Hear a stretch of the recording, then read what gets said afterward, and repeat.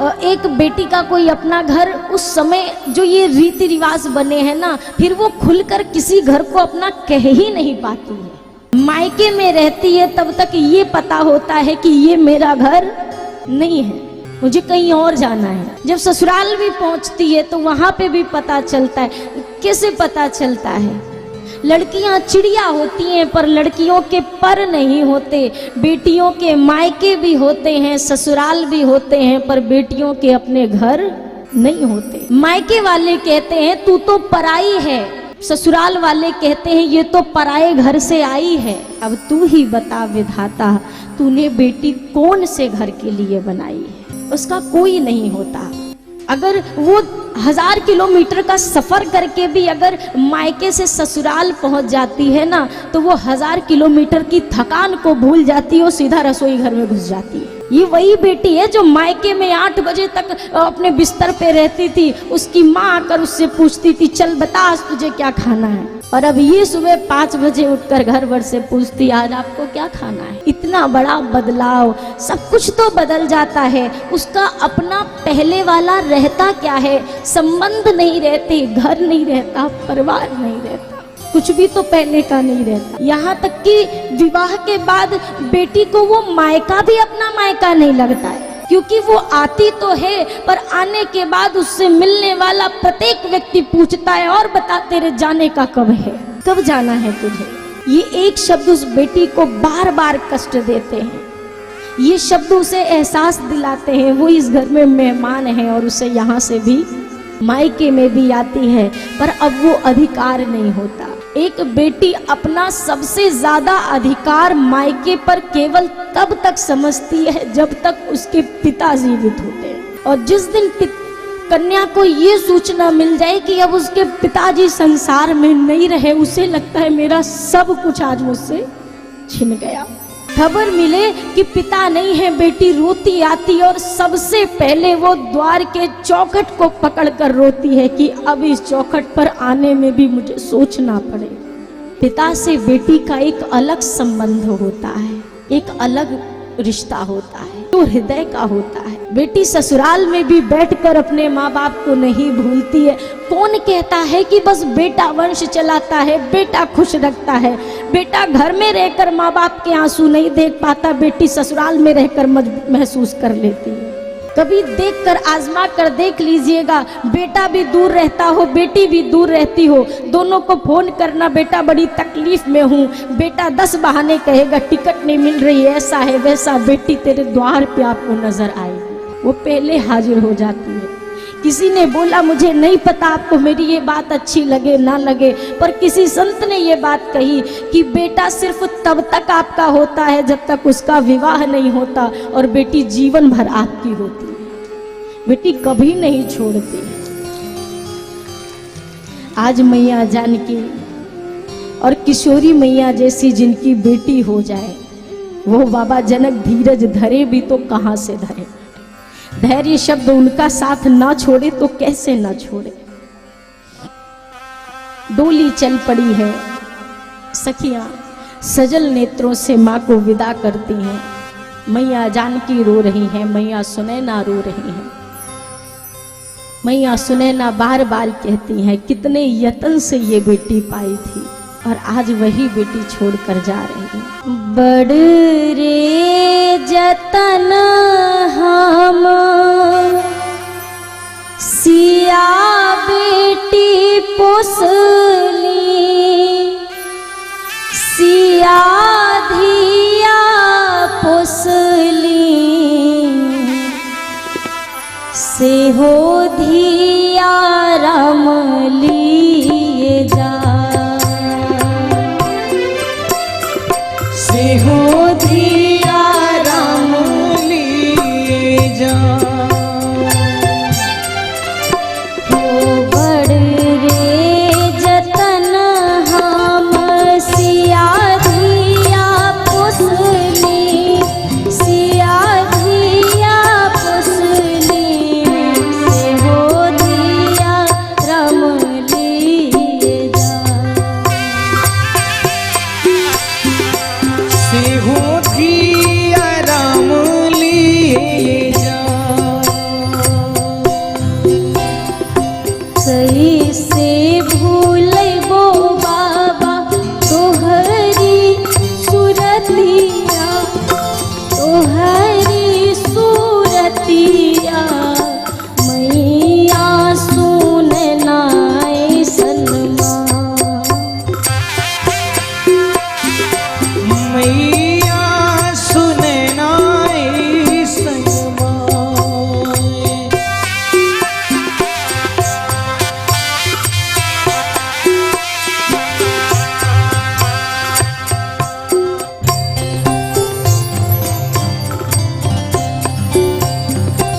कौने अवगुण बाबा कैला पराई, कैला पराई, काहे मोरा नहीं हर छुड़ा।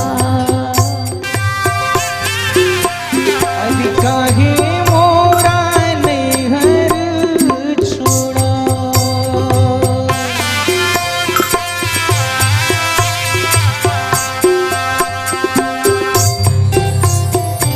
अखिया की तारा भैया हम तोहरो रहल, या के तारा भैया हम तोहरो रहले, अरे हम तोहरो रहले।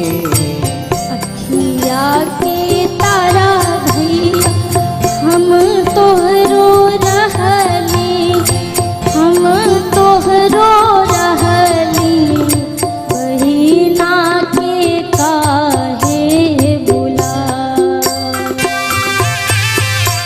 अरे बहिना के काहे भूला, बहिना के काहे भूला। रोवेला जनक बाबा बीच आंगनवा में, बीच आंगनवा, सिया धिया हिया से लगा। जिसिया घिया घिया से लगा।